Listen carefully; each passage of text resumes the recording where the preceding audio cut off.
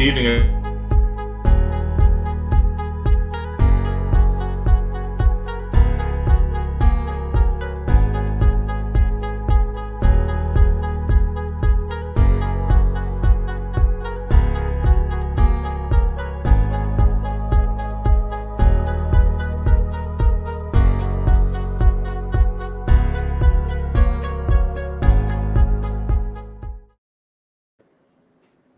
Good evening, everyone. It's my distinct honor and privilege to present to you the making of the What About Me documentary. My name is Todd Belcore. I'll be your moderator this evening, and I'll have the opportunity to really go into a deep dive about the different aspects of this really critical and eye-opening film with its executive producers, Taroue Brooks, Darryl Pitts, and Dijon Jackson. This film really is a riveting look into the experience of African-American men and their history in America. It tells stories that are too often overlooked or ignored. And really, in a time like this, where people are being vilified, people are being dehumanized, and people are being disrespected in the news and beyond every day, there's no better time to have a conversation about what it's like to be labeled, what it feels like, and the impact it has on the individual, on families, on generations, and communities. So it's my honor to have this conversation with you all today. But before we go any further, let's get a sneak peek and take a look at the trailer for the film so you can get a feel for the power this film presents.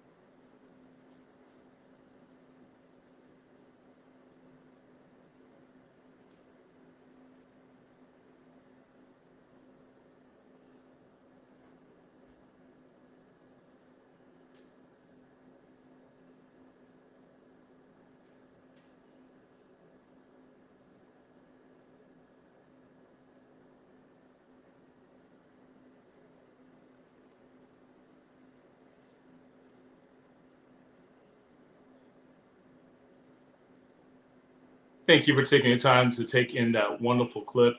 As you can see from the trailer, this film really digs deep into the conversation of prejudice, racism, and every aspect of people's lives, from economics, jobs, and politics, even the social existence of African American men every day. But there's so many parallels between that experience and the experience of others who've been labeled, who've been othered. So this is a conversation not just about the plight and experience of African American men, but the plight and experience of so many other people who've experienced similar sort of dehumanization. And I think many people will find threads of commonality in terms of lived experience. But before we even get into the weeds on the different aspects of the film, let's bring the executive producers on to discuss their inspiration behind the film, what they hope people get out of the film, and open up for questions. So you all who are enjoying this conversation can really tap in and ask the executive producers while they're here. Take advantage of the opportunity to ask them exactly what you want to know about this really pivotal and wonderful film. We'll start by asking them all if they can jump on the screens here, whether it be Taroue Brooks or Dijon Jackson or Darryl Pitts. Tell us a little bit about what inspired you to create this film. There's certainly a lot of different film content, a lot of documentaries out there, but we've never seen one that speaks specifically to the experience of African American males in their individual lives, but also historically. What led you to go down this path to create this documentary at this critical moment in history? Well, first and foremost, I didn't hear the sound of the documentary. Was I the only one that didn't hear it? No, I didn't hear it as well. I didn't hear it either. So can we replay it with actual sound? Because I did not hear it.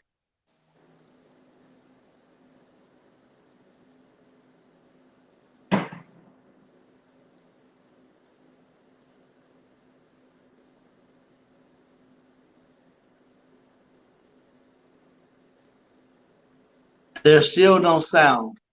Yeah. I'm not sure what that is. Hey, fellas, why don't we just keep going? And We'll just move past it. yeah, just keep Yeah. moving past it. Yeah. We'll Yeah. circle back. So, yeah. So this journey started about a year and a half ago. I flew to Memphis. Let me back up. Since we got a little time, I'm gonna tell y'all the real story. About 2 years ago, I went to the honorees luncheon for the Image Awards. And I was trying to be clean in my little 3-piece and everything, whatever. But I saw this cat walk in the room, walking like George Jefferson with this hot pink silk tie on. And it was D. John Jackson. He was strutting. He was doing his thing, you know. I went up to him and I told him, hey, man, you are clean. You just clean, man, you know. And we exchanged some greetings and we've kept in touch and we talked and this, that, and the other. He shared some things he wanted to do for his post, you know, after corporate life. So I ended up flying to Memphis and we're talking, we're vibing, and something must happen in the news or whatever. But I shared some concerns that I had about our society, how Black men are viewed. And I said, you know what? I'm gonna do a documentary about this. He was like, what? He said, hey, let's do it. And that is where it was birthed, right there in Houston's in Memphis. Then I called my friend Darryl of 20 plus years. Hey man, this is what we're gonna do. I need your help. He said, I'm all in, Rue.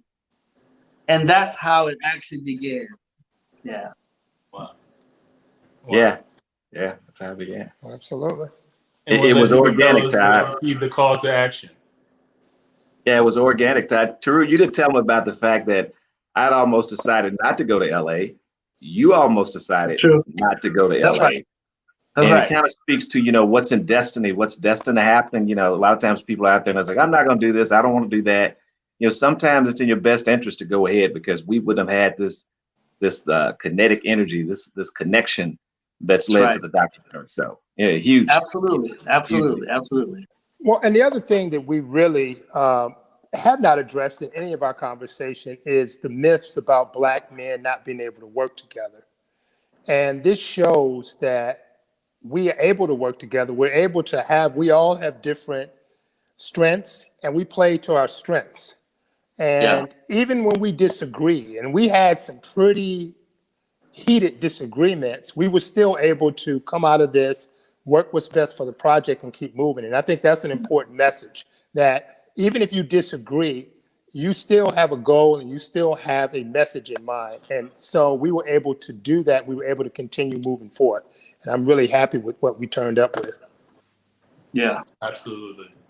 And you can see What About Me documentary on Instagram, but also Facebook.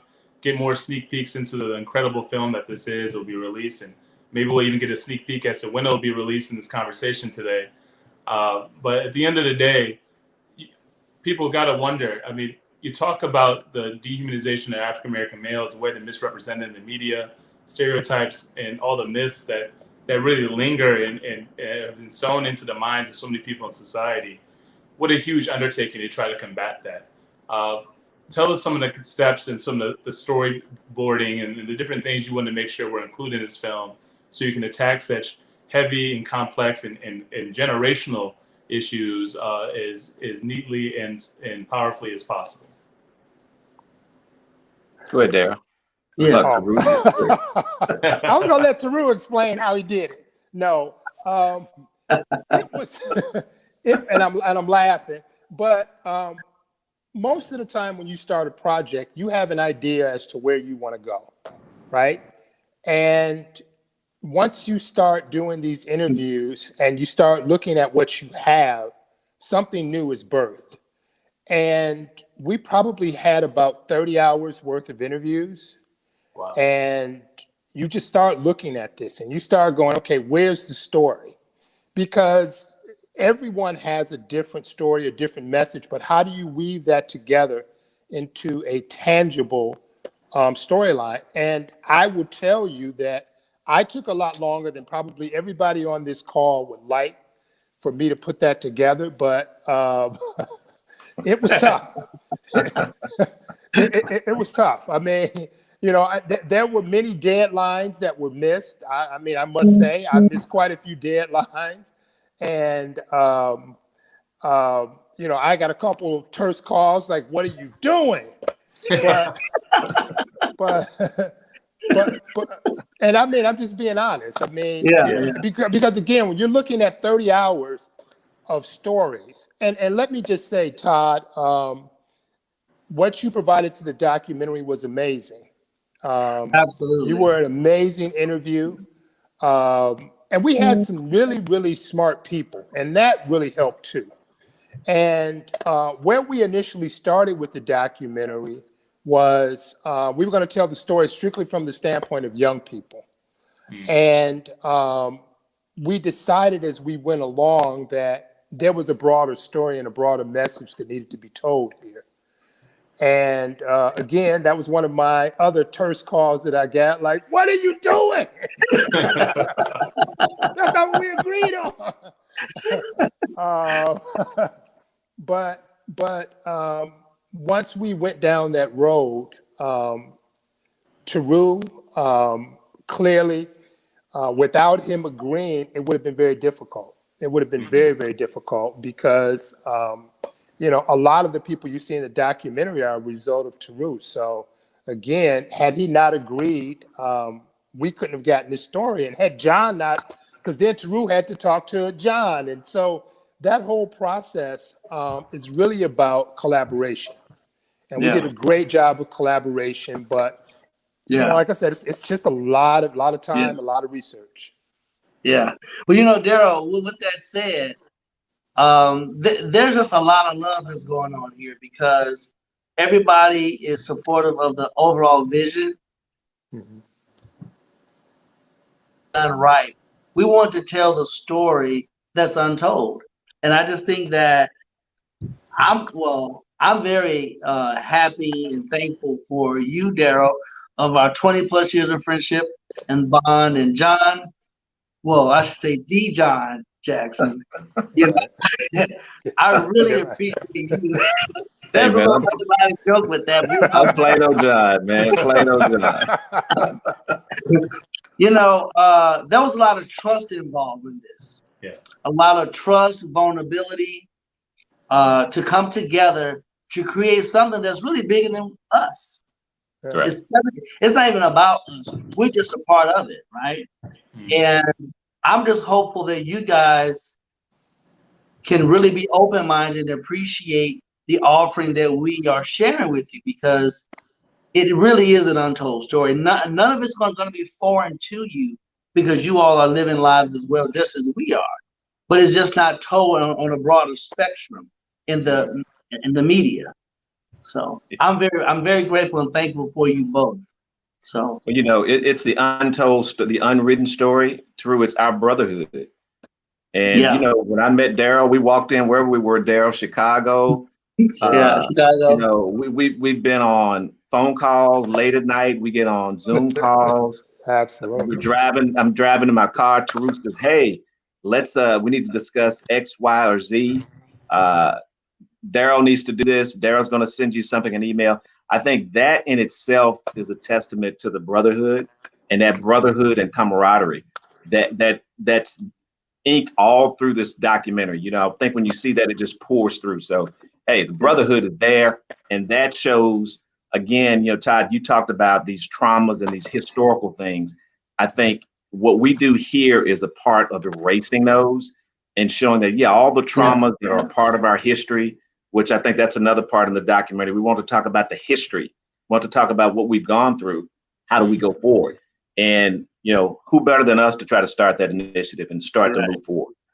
Yeah. When you talk about things like camaraderie and brotherhood, those are such important concepts, not just for, making any sort of collaborative project, but just within the concept of the Black experience. And I think that's something that's often overlooked and rarely discussed, the way in which brothers, without even knowing each other, and give each other a head nod and have some sort of communication to show solidarity. Well, one thing I'll mention after having the chance to see, thousands of films for our International Film Festival, is one thing that really struck me about this film was the kind of love that just poured out of it. No matter what your perspective is or what you thought you understood about the Black experience, hearing the trauma and hearing the love and hearing the hopes and hearing the dreams and the triumphs and struggles directly from people who are sharing their personal stories, their personal traumas, it's mind blowing. It really is, and it really takes you to a place that touches you deep down. And I really want to say thank you all for presenting such a powerful topic, such a gentle and accessible way for people who may not otherwise know what this experience is like. Because I think, as I think about this film, my next question is, what is it you want people to get from this film? Certainly, the larger population, but even African American men. For me, Todd, it's hope. It's inspiration. It's a path forward, a view to see what can be, the possibilities. A lot of times possibilities are suppressed. A lot of times hope is suppressed. A lot of times there's no one else to look to, no one else to see those figures. Granted, you watch television, but that's like almost out of your grasp. But I would hope inspiration, hope, learning, education, and a conversation starter. Darryl? Oh, go ahead, Taroue. Okay. After you, sir. You see how much he loves me? It's also putting you in the hot seat too, HC. Hey, that's all good. So for me, I'm hopeful that this will definitely create more opportunities to have conversations. I think about growing up. I grew up with two of my brothers. I have four, but the other two, they're so much younger than I am. My mom, raised us to be very independent and follow our dreams. And even if it's something that she couldn't connect with, she wouldn't get in the way. She was still just root you on, which is why I have the little bit of a courage that I have to be an entrepreneur of 26 years. And I'm just not afraid to come out here and just try. Because at the end of the day, this is the only documentary that you will see to date that deals with how Black men think and how Black men feel. That is it's simple, but it's unheard of. Short of being in the barbershop, where do you really go to see how Black men feel and what they think? Yeah. I want you to go walk away with an open mind, an open heart, to really just have an appreciation for our journey and all that we've actually been through. That was brilliant. You know what, Darryl? You know what? Right. It's after hours, so it's been a long day. But, it's like he meant to clap, but then he clapped just enough extra so you knew he was then kind of pivoting to starting to play with the clap. So one of the things that I've been hearing a lot for the last probably 10 or 15 years was about demographics. If you're 18 to 25, if you're 25 to 34. And what they have done through media, which is the medium that we should also use to reach people, is they've tried to separate us according to generations. And so what this documentary does, it takes people of all different ages, and it says we have a culture in common. We have something that's very important in our legacy and our DNA that we all share. And we don't have to be separated according to, these two guys are older than I am, but that's okay. We were able to keep it. No, I'm joking. I'm not sure if that's what people think of when they think of intergenerational working.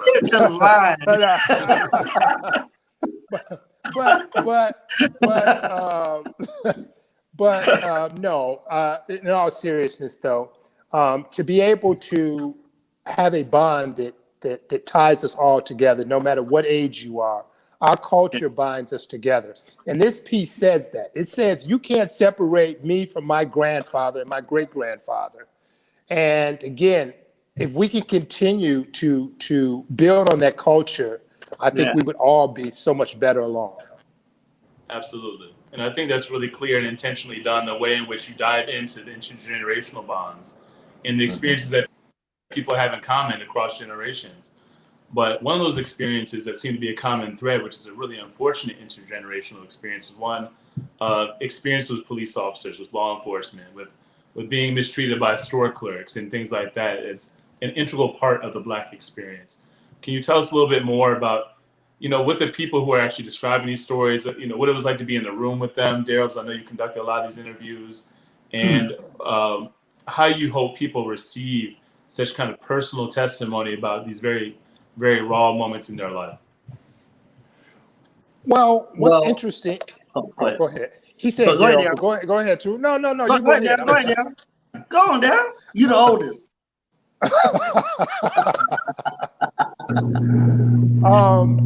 What's interesting is that, and I think you said it, Todd. I don't know what that noise is, but I'm gonna try to talk through it.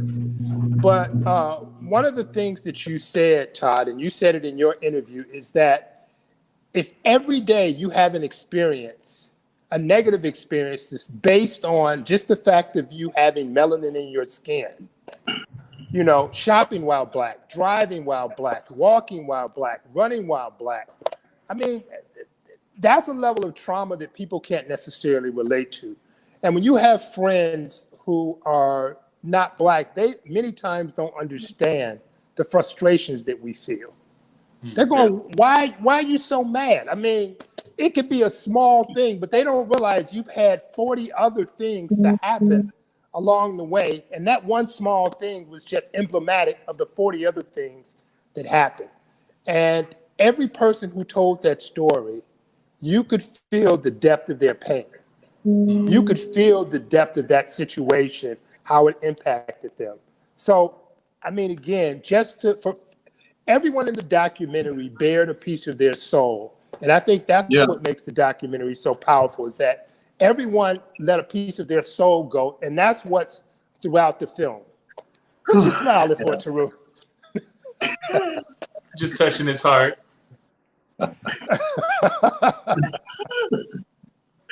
You promised to keep dry eyes. Darryl, you're absolutely correct. Doing the interviews, there were a couple times I literally had to either lean up against a wall or a window or whatever the case may be, because I thought I was just going to straight fall out. Because you really never know what someone's journey really is. And some of the things that you will hear are extreme.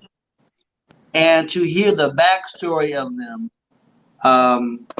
is quite challenging. And the truth of the matter is, everybody that's in the documentary really could have their own documentary about their own lives, because there's so many layers to peel back. There's just so many layers just to peel back from that. And even in selecting the men and young men that are a part of it,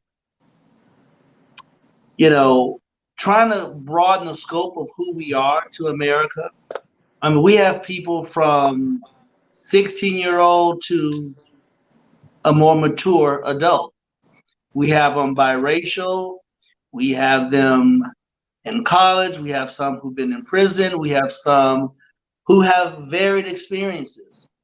And for me, and I don't know about you guys, but I learned a lot about myself in this process. You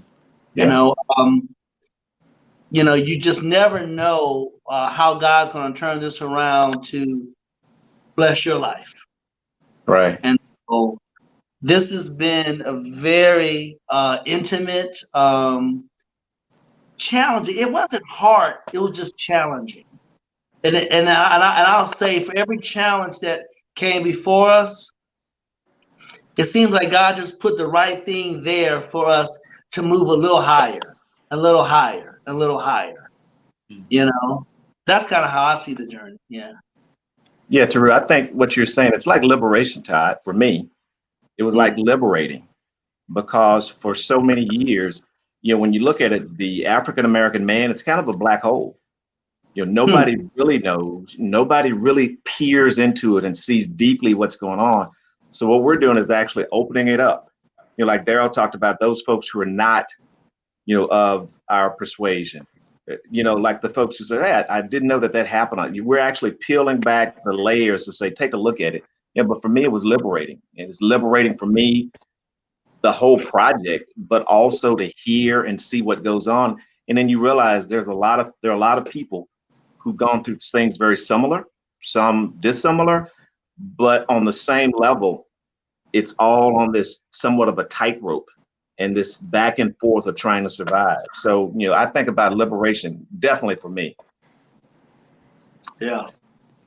And you talk about liberation. I think it's important to talk about the notion of mental health. That's a topic that really isn't discussed much in our communities. But when you talk about liberation from what, right? I mean, the trappings and the trauma that people are dealing with. And I think this film really helps people identify the fact what they're dealing with is not their fault.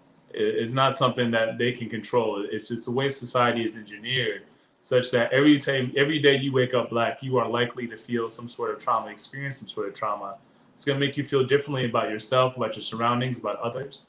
And this film really lays that bare so people can have that to interact with. And maybe helpfully, as you mentioned, Dijon, give people some hope. As you mentioned, Darryl, help people understand our common struggle, to give people something to hold on to as some thread within our culture. But also, it talks about our resilience, about the way in which, despite all these things, people are going to college at a higher rate than ever. People are voting within the African American community at higher rates than ever. African American presidents. The line of accomplishments, in spite of the trauma inflicted, is seismic. You all have exchanged a lot of camaraderie, a lot of love, and of course, even explaining the film. And of course, it's What About Me documentary on Instagram. And we're talking with Dijon Jackson, Darryl Pitts, and Taroue, the executive producers. In making this film, what are the other favorite moments that you have that stand out that you want to share with the viewers so people can kind of be in your shoes and experience some of the more of the bright spots of this production? John, go ahead and take that one first. You the oldest. Go ahead. Yeah, I think the portion with all of it was a life-changing experience, Todd, for me. And I think working with Darryl and working with Taroue, but I think some of the young men that we talked to, I was impressed with their intellect, their knowledge, their energy, their minds, and their wisdom. A lot of times people don't listen to young Black men. Mm-hmm. And one of the things we've tried to promote is, and I've tried to even promote it in my life in different areas, ask and then listen, and not listen superficially, listen intently. And I think when you do that, you hear what's on their mind. A lot of times we listen to hear what we want to hear, not what they're really saying. And that was really powerful and eye-opening for me, as young men talked about their feelings, their aspirations, or actually their views on different things. And that, to me, is powerful. I think we've got to have more listening, genuine and sincere listening. Once you do that, I think you can form these bonds to go create action plans and to do things to uplift not only the individuals, but the whole community. Yeah. Yeah. Go ahead, Darryl. Well, for me, and it's a tough question, but I think when we were in Atlanta, and Trey, one of the young men who is he's from New Orleans, and he's a Morehouse student, and he really opened up to us about some very personal things that he had experienced. And through this documentary and through some of the people in this documentary, he had an issue that we helped him to resolve. So when you think about the power of that, allowing him to continue his college education, he shared with us some of his struggles that he had, which he said for the first time he had never spoken about. He mentioned a lot of things that are really personal that, again, were very touching. But you could just feel his resilience. You could feel that he was going to make it however he had to make it. And I think that is a message that kind of resounds with anyone who's had an aspiration and may not clearly see a way as to how you're going to get there. But you're going to get there. And I think that's one of the moments that really sticks out in my mind. Okay. Well, for me, I actually have several, but I'll narrow it down. um, we actually have one woman in the entire documentary. One, one black woman. Um, she was asked to do this because, in my opinion, relationship with black men. You know, oftentimes we hear the negative things or the shortcomings of black men, and we don't get to hear the other aspects of them because we're not all bad by no stretch. But her name is Lakeitha Anderson. We've been friends for, I guess, about 15 years now. She came to the interview, and she could be a little fabulous sometimes, you know. She's like, I don't have no hair and makeup, you know. Where's my glam spot? You know, we had so much fun filming in DC that day. And keep in mind, we're trying to get in where we fit in with everyone's work schedule. Everyone is busy. They volunteered their time. They came forth because they do care enough about us as black men to be a part of this monumental piece. And I'm just grateful and thankful to everybody, including you, Todd, because you really holds it down in the documentary. You are one of the most brilliant brothers I've ever met. So bravo to you too, Todd. I mean, And he bravo. said holds with an S. He didn't say hold. He said holds. Holds it down. Holds it down. Holds Continual. it down. Yeah. So that's extra. Hey, Darryl, right? Hey, Darryl, we kind, we smart, we important. If you all are just tuning in, you're joining the revelry brought to you as we discuss the making of What About Me. Please check it out at What About Me documentary on Instagram and Facebook. I'm here with the executive producers, Dijon Jackson, Taroue, and Darryl Pitts. They're sharing a little bit about not just the journey of making the story, but what the story is about in and of itself. It's a collection of stories, of struggles, of triumphs of African-American men discussing their traumas, their triumphs, our history. And it's really a beautiful piece that uncovers the real truth of what black men are dealing with, but also does a lot of myth busting. As people enjoy this film and start to take it in, who may not have a firsthand experience with a lot of things discussed in it, what steps do you recommend they take if they want to be allies, if they want to be more supportive of African-American males or African-Americans more generally, given their better understanding of their struggle after watching a film like this?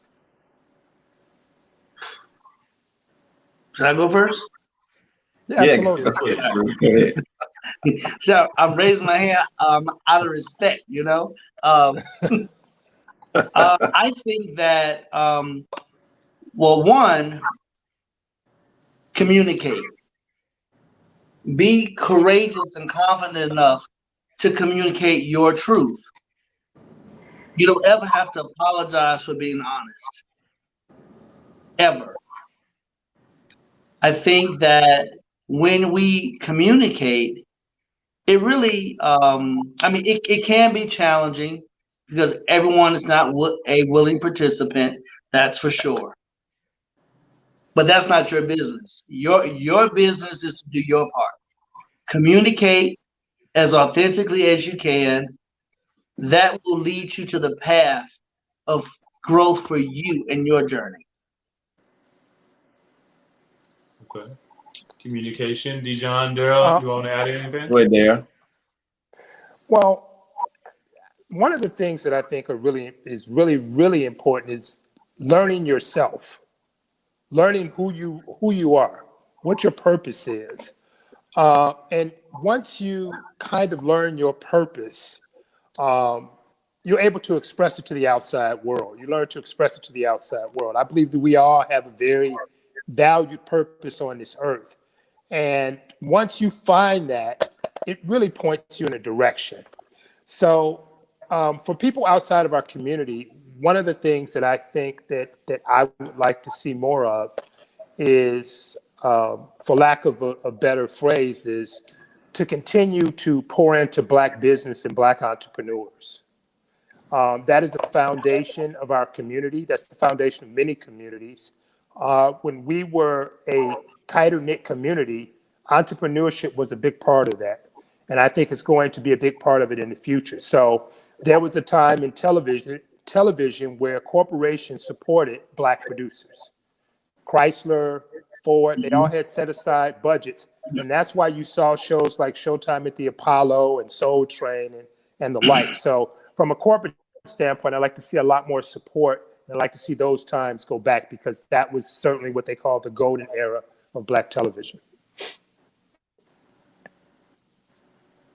John? Yeah, for me, I would say use this documentary as a resource. Once you watch it for the value, just the intricate value of the film itself, watch it more than one time. Share it. Use it as a resource to stoke more conversation. For those folks who want to be allies, for those people who are interested in learning more, either couple it with other information, historical information, educational information, but this is real and it's tangible. And I think by using that, it shows you don't have to go make this up. You don't have to go to a library and find out. You've got real flesh and blood people here explaining to you what they've experienced. And that to me is something I consider this film to be a valuable resource, and to be something that our community can hold and use and cherish not only this year, but years following, and compare. And who knows, if Darryl and Taroue put up with me, who knows what's coming next? There may be other people. They'll keep me out the Soul Train, but my point, the point is, I don't know why you playing. I don't know why you playing. You're not going nowhere. Look, in the immortal words of LeBron James, let's run it back. Let's run it back. How about that? How about that? Well, as we talk about that, certainly there's enough content. You already mentioned 30 hours was what you had to whittle down to less than an hour of just powerful, just story after story. Not just documenting trauma, but also documenting triumph, and really the brotherhood and love that oozes out of the film. And there's no question that it will be a tool to disarm people and to help people better understand the true experience of African-American males, as opposed to what they're being fed by the media or other misinformation tools. So I think that's important as not just a tool to disarm and help people understand, as you mentioned, Dijon, but also to create a bridge for communication, as you mentioned, Taroue, to give people some sort of vehicle then to say, this film is a starting point for a conversation. Now I have a better understanding of what you're going through. What can we do to work together and start supporting more Black businesses and build more sort of integrated models of liberation? And I think that's a really important, necessary byproducts that will come as a result of showcasing this film. But of course, you've already alluded to the next question. When is this film going to be released? When can people have a chance to take a look at it and really take it in and enjoy it and start this kind of viral process of sharing and spreading the word? So the film will be out in February 6th through the 28th, I believe. And so it's in syndication. So syndication is every market has an ABC, NBC, CBS affiliate. So the dates and times will be posted on the website and you'll be able to see it there. But we're also working to have a digital platform where they could see it anytime. Because as I think John said, and I think you've alluded to also, Todd, is that this is something you need to see more than once. So I think that even beyond the television, we're going to have a digital release in addition to that. Yeah. That's important. And I think as people look forward to those updates, you definitely got to make sure you're following and locked into their social media handles on Instagram and Facebook. What About Me documentaries, so you can get these updates. But also, you mentioned there's 29 hours that didn't even make it into this film.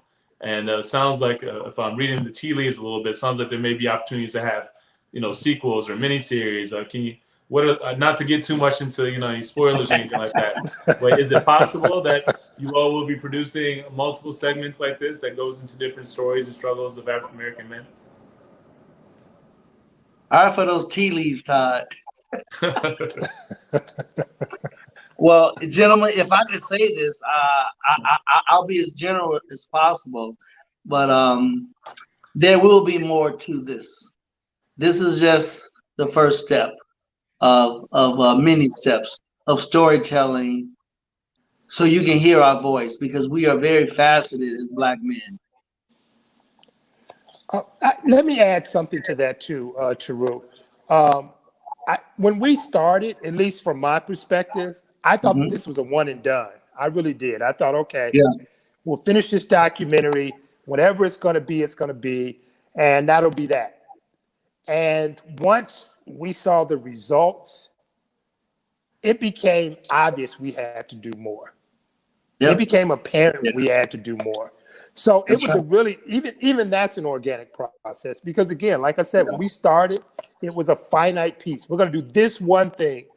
And, God had his hands all over this piece, and he just kept pushing us forward. Even when we thought we couldn't go further, he just kept pushing us forward. And so there's definitely more. Yeah. I'm like, pineapples. What just goes to show too, Todd, God brought us together, man. I mean, we were in just think about the areas. I mean, the friendships that all of us have formed. I met you and all these kind of things. But I also think, when Darryl mentioned and Taroue, the pouring into the community, I think about the young men and the educational struggles, what we have to do there. Darryl mentioned entrepreneurship. Those are things that not only are the base issues that need to be addressed, the traumas, no hope, no future, no inspiration. How do we move beyond that? Okay, let's show we've got camaraderie, we've got brotherhood, there's commonality. But now let's look at, what do we need to do? We're moving into a STEM educated world. It's computers, it's artificial intelligence. We don't want to be in the group of lost and left out. When the game starts, we're the ones on the corner, can't even scalp a ticket.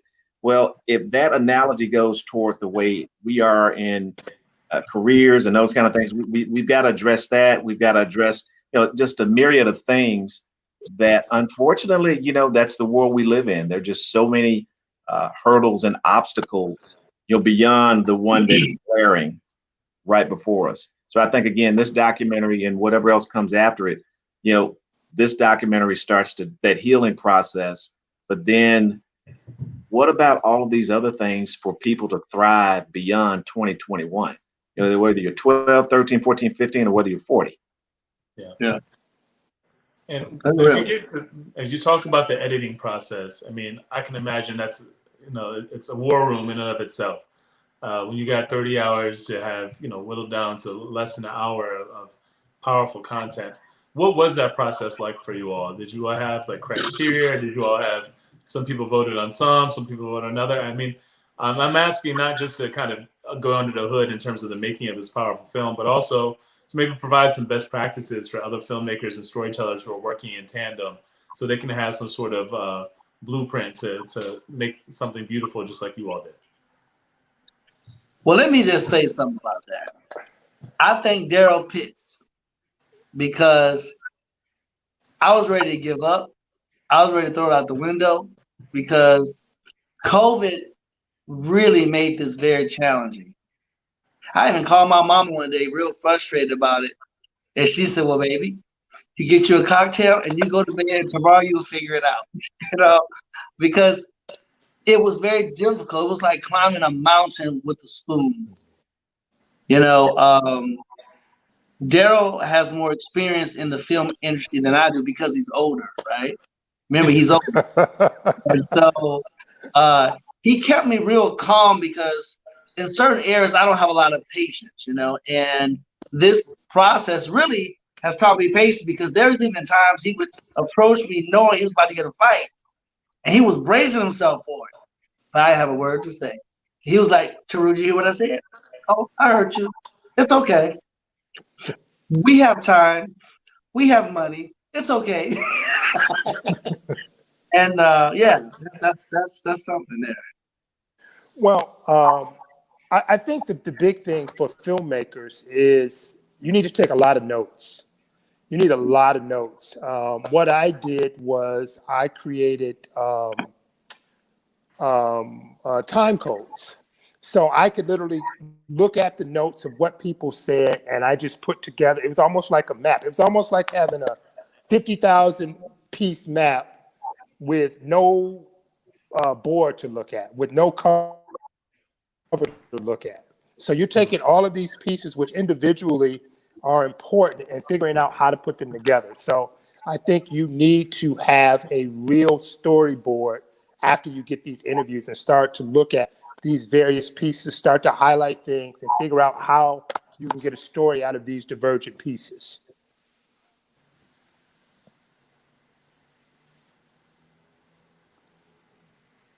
Did I lose everybody? No. So we heard about the importance of practicing patience and making sure people are being patient not only with themselves but with the process. And Taroue mentioned that, and Darryl Pitts was kind enough to talk to us about the importance of note taking with timestamps. So different points that stand out to you can jump back and really get a better feel for the puzzle pieces that you have at your disposal to craft the story, to create this powerful piece. And I would love to hear your thoughts, Dijon, about the editing process or some of the ups and downs and best practices or things that you walked away with that you think other storytellers should be incorporating into their day-to-day operation. Yeah, I think it's, maintaining focus on your vision. Darryl and Taroue, they were, gosh, the yeoman's lifting and going through all the footage, but there was still this focus on the vision. I know Taroue called me one day and says, "Hey, I think we're going to take this piece out and put this piece in." I said, "Well, what happened about the piece we taped when we were in Atlanta?" He's like, "Oh, that didn't fit." So, he's like, "That didn't fit." I said, "Oh, okay." So it's just one of those things. You stay on the vision. You keep your eyes on the prize. But as you do that, you are. I like what Darryl said. That taking notes, and it keeps you in the lane. So I think that's my big takeaway. Keep your vision. You may have a lot of moving parts to get there. Just because you set out on path A may not be it. It may end up being path B. Still gets you to where you need to be, but you have to do some deviations and detours. A combination of A, B, C, and D, but you still got to your vision. And I think that's the magic about us, because during that period of time, when Darryl and Taroue, or they'd call, or folks are up at 10, 12, 2 a.m. in the morning doing different things, everybody maintained, they maintained their sanity and got it done. Yeah, one thing I've noticed as you pass along those best practices about staying focused, being patient with the process, being patient with one another, and recognizing the value of all the different kernels within the interviews and mapping it out so you can do your storytelling, that you did all that perfectly. But I know that fundraising is an important part of the process to give you the space to do that. So for people who are looking to fundraise or kind of have the buffer they need to be able to create the films, what sort of processes do you recommend people undergo if they want to create stories or do some incredible executive production like you all have done here with What About Me? That's a tough question. We didn't fundraise, so I don't know if you guys want to really talk about that. I just think if we had to fundraise, it would have taken us a lot longer. I think if we had to fundraise, potentially the content would have been altered. I think we're just very thankful and grateful and blessed that we had enough resources from all of us to bring this to life. So that's why I'll leave that. Yeah, I think you're right, Taroue. Just our commitment. There was a passion to bring this into reality. And with that passion and commitment, obviously, you've got to look at what resources do you need, what's required. And, my two brothers and I made the commitment, gonna get it done. So we made it happen. Well, and fundraising in general in the entertainment field is never easy. Having done this for over 20 years, I think you have to find it. You said 20 years? Yeah, 20. Yeah, I was a child prodigy, so I started young. But I think that you get it wherever you can get it. I mean, there's no magic elixir. There's no one that can tell you, here's where you go to get money. I've never gotten a grant. I've been doing this for a long time. I've used my own money a lot. I've never had a project to fail. I've been very blessed that I've chosen projects that are commercially viable. But, you know, a lot of times people want to do open. They want other people's money. They want other people to put their money in, and they don't want to risk anything. And to me, that is a very, I don't want to use the word cowardly, but that's a very unbelievable way of looking at it. If you're not willing to put some skin in the game, if you're not willing to put some real effort into it, why should someone else do it? So I think you need to go to friends, family, loved ones, anyone that you think might be interested in whatever the story is you want to tell, and get them involved. And like, you have to put money in yourself. You have to put time in yourself. And I think that's the big story out of this, is that we all had some major skin in the game. I mean, major skin in the game. You know, I think about times when, you know, I'd be up at 3 or 4 o'clock in the morning. Like, what are you doing? It's 4 o'clock in the morning, and you got to be up. You know, once it became apparent how important this project was, keep going. Yeah. Just keep going. But fundraising is not easy at all. There's no elixir to it. And it's not, but what it reminds me of is a story that Chris Rock told about if you see someone pushing their car that's out of gas, you're more inclined to help them than if you see someone just sitting in their car with no gas. So kind of having your skin in the game and really being committed and your sweat equity, and people seeing you out there working, it's easier to believe in that vision when someone's willing to kind of give their all to make that real. So I think that's definitely a best practice that we've seen. But you can also just have some really cool friends like Dijon Jackson, Darryl Pitts, and Taroue, and lean on them for some bread too, it sounds like. So that's something else that's a good takeaway. Again, for people who are just joining us, we're talking about the making of a powerful and really riveting film called What About Me? It's a documentary that will be coming out early next month. Please make sure you follow them on Instagram and Facebook at What About Me Documentary to make sure you can get more updates, more sneak peeks. I want to make sure I give you all time to talk about things that come to mind. Or is there something that you wish you had a chance to share that didn't really come up in the context of conversation that you can talk about now? I will say this, Well, Todd, it just hit me. I thought about feelings and emotions. You know, we kidded around a lot at the front end about brotherhood and, you know, coming together. But I want to talk about feelings and emotions. You know, African-American men typically shy away from feelings and emotions, and maybe that's just not the macho thing to do. But I said we have to be more open to your emotions, what you're feeling, what you're going through, because I think a lot of times we keep things inside, and those things can start to manifest as physical maladies or physical ailments and all other kinds of things. And so I think, you know, emotions and how we feel and talking about it and getting things out, we've got to do that more. Taroue mentioned the barbershop, but I mean, that has to be more commonplace. And I think that in itself is a healing technique as well. So I just want to throw that in because that's important. That is good. Go ahead, Darryl. Darryl, you frozen? Okay. If Darryl's frozen, then I'll say something that's funny. This is really nothing professional, but it's absolutely hysterical. When we first got the first 3 interviews going, Darryl is looking at the footage.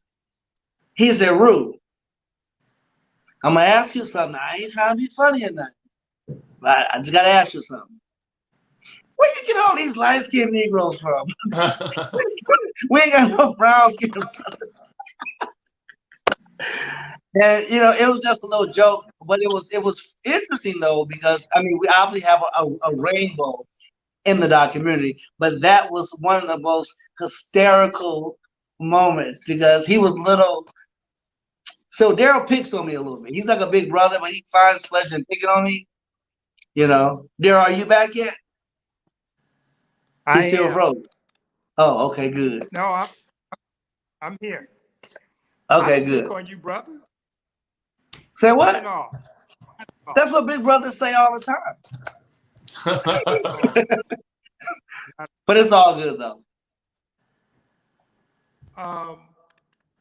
Yeah, I think that one of the things I would like to say is that I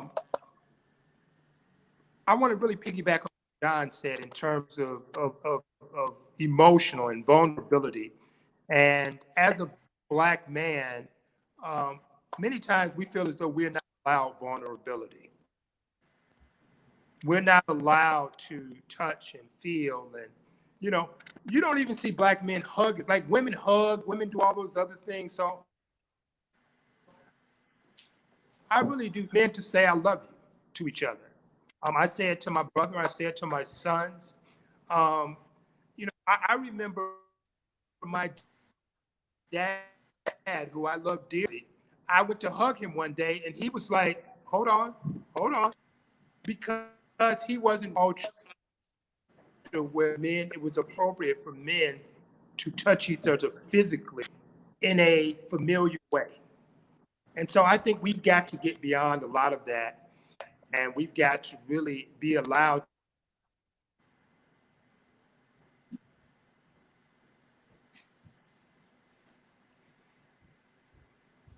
I think that's important. I think when you talk about unpacking the notion of feelings and vulnerability, it speaks to how the trauma is carried and how we're not really releasing it either. When you deal with things that are that painful, you can overact it. The salve for that is love. The salve for that is personal touch, hugs, appreciation. Yeah. And if we're closing ourselves off to that, and we're dealing with and we're being assailed with all these traumas of varying degrees on a regular basis, it can make it extremely hard to even be what you're supposed to be, let alone do what you can for your family and for others around you. So that is an important piece to unpack a little bit. And that's why I mentioned the mental health thing earlier in terms of what are people doing for their self-care to look after themselves and be mindful of just reflecting on what they're dealing within the course of a week, within the course of a year, and how they're addressing it, what meaningful steps are being taken. What self-care routines that you all have as rock stars in your respective fields? You must be dealing with insurmountable levels of stress on a regular basis. Discrimination that you've seen in the film, you all are experiencing yourself. You've done it your whole life. You've experienced it and endured it your whole life. What sort of steps do you take to help you manage the stress, the emotions, and provide that critical self-care you need to really thrive? Darryl? No, I'm not going first because I'm going to say something inappropriate. Let's let Darryl act like he's frozen right now. He act like he's frozen. Todd, what I do is I try to exercise, my brother. I try to CrossFit every morning early, about 5 o'clock in the morning. I mean, that's one of the things. Try to laugh a lot, enjoy life. The older I get, I just try to enjoy people, enjoy every experience. Don't get caught up in the little stuff, but definitely from a physical perspective, every morning trying to do that. Get a walk in, get a run in. Those are the kind of things I think just physically help out, kind of clear your head.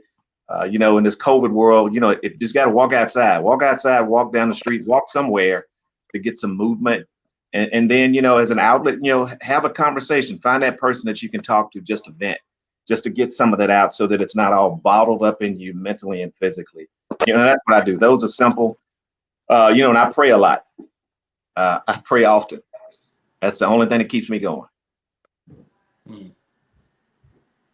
Well, for me, I am of the nature of communicating. I think I started as a kid. I think I drove my mother absolutely bonkers. Mama, why? Mama, why? Mama, what about this? What about that? She even changed her name from Mama to a name that we get to know today. Some days. No, I've been afforded the opportunity to have a safe space to communicate about whatever I wanted to communicate about, and I wasn't judged for it.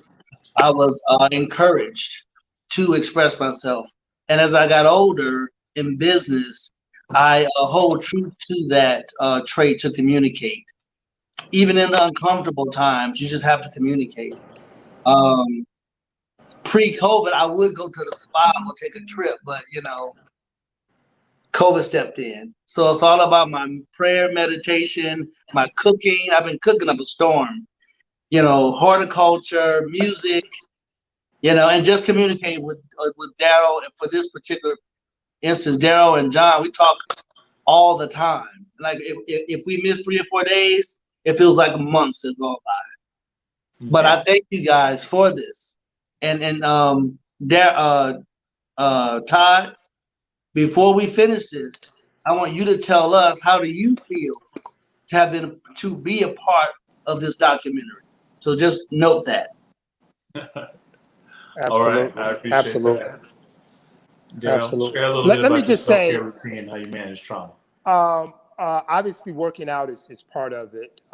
Praying is another part of it. But I also do a lot of reading. I try to read self-help books to be a better person. There's some great books that I've read recently, one of which is called The Big Leap.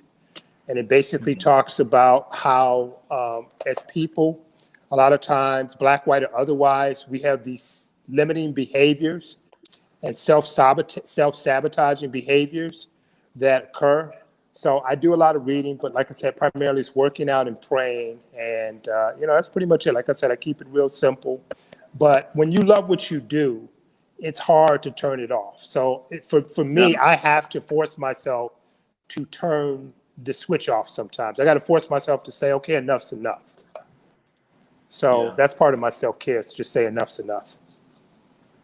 To folks tuning in here, we're listening to the executive producers who are absolute forces of nature in their respective fields, and they too deal with trauma, they too deal with stress, but they share just powerfully and specifically some of the different ways they manage it, whether it be prayer, venting to friends, getting outside, working out, really setting away time for themselves to have those quiet moments to unpack some of the things they're dealing with, but also to untangle it and share it with others. So it's just not a burden you're carrying. So please make sure you take that with you as you walk into your day-to-day and recognize you don't have to do this alone.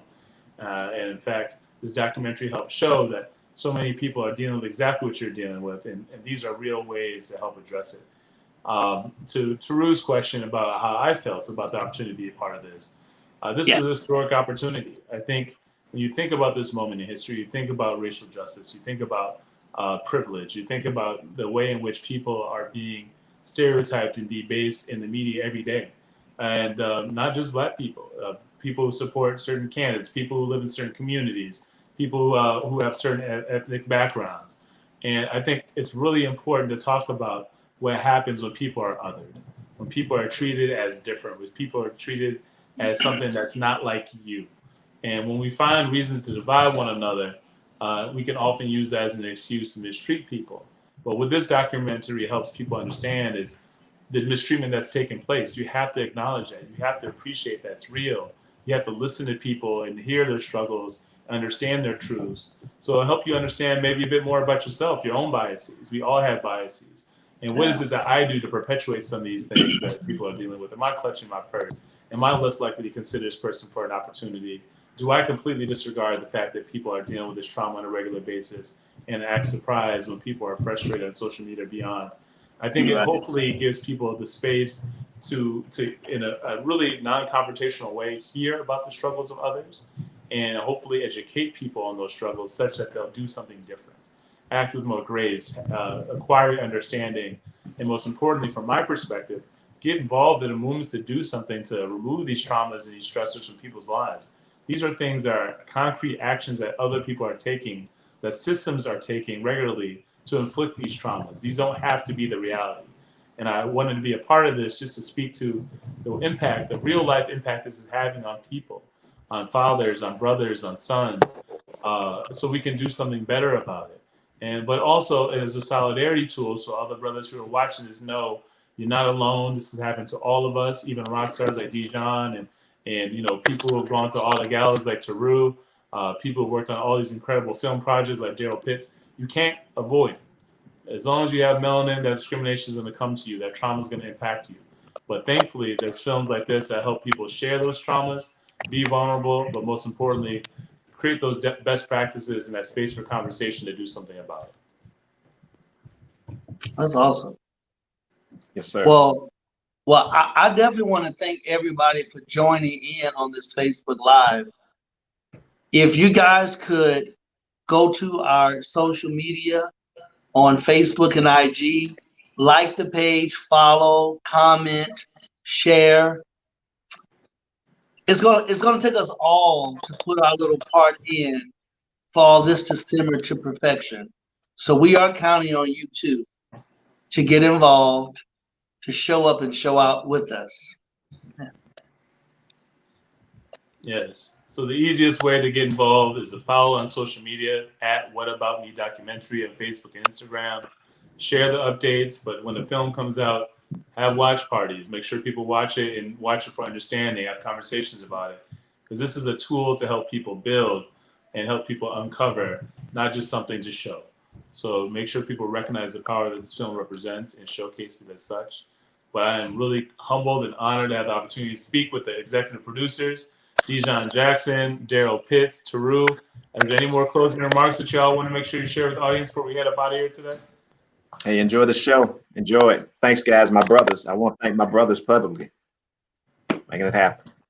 Thank you, Todd. Well, thank you all for your time, but also your commitment to this eye-opening movie. I think it's going to be an incredible piece in U.S. history. And thank you for this opportunity to talk about the making of it. I appreciate y'all. Thank you. All right, y'all. Enjoy the evening again. Follow at What About Me Documentary. And until next time. Thank you, brother. Thank you. God bless y'all.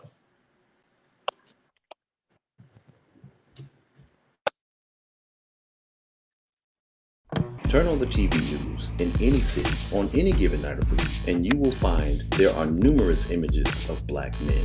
The representations of black men typically fall into three categories: athletes, entertainers, and criminals.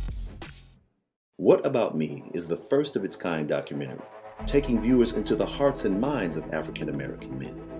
These men, like generations before them, are the foundation of communities that have not been seen on television, yet have existed across the country for generations. They built careers, headed families, owned homes, and led productive lives, but somehow, mass media missed their stories. The compelling voices featured in What About Me cross a wide spectrum of achievers, such as attorneys fighting for civil and social justice, entertainers creating diverse media content, entrepreneurs challenging the status quo, and young teens finding their way through today's society.